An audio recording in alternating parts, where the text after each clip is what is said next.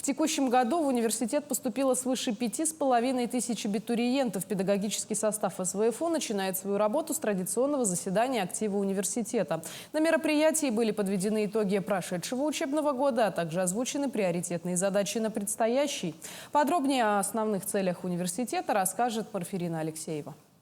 На новый учебный год определены 7 основных задач. Это повышение качества образования, научных исследований, конкурентоспособности университета на российском и международном уровнях.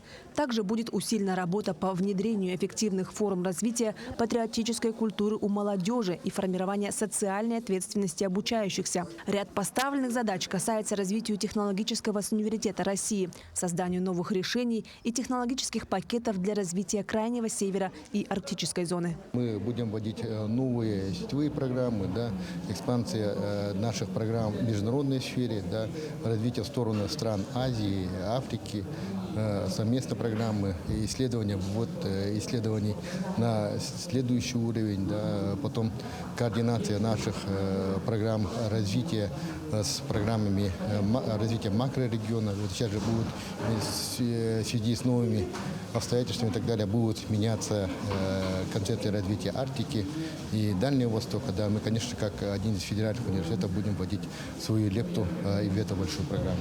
Также университет готовится к празднованию 90-летия с момента открытия Якутского государственного педагогического института. К слову, с прошлого года педагогический институт поменял программу подготовки высококвалифицированных кадров для начальных школ Якутии и других регионов страны. Так было внедрено так называемое ядро педагогического образования. Оно предусматривает новые требования к структуре и содержанию подготовки учителей во всех вузах страны по единым подходам.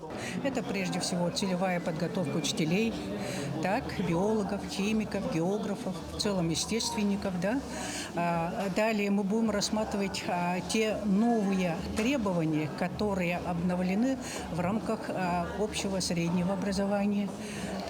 Ну и, естественно, мы будем проводить огромное количество мастер-классов, конкурсов для наших молодых учителей, для учителей старшего поколения. И в этом смысле мы должны достичь какого-то определенного результата. Помимо качественной подготовки педагогов, особое внимание будет уделено внедрению новых моделей подготовки специалистов в области цифровых технологий, искусственного интеллекта и информационной безопасности. Ну а сейчас в СВФУ активно ведется подготовка к проведению 3-го форума «Университеты и развитие геостратегических территорий России», темой которого станет развитие, основанное на доверии. Марфирина Алексеева, Илья Сыромятников, Якутск.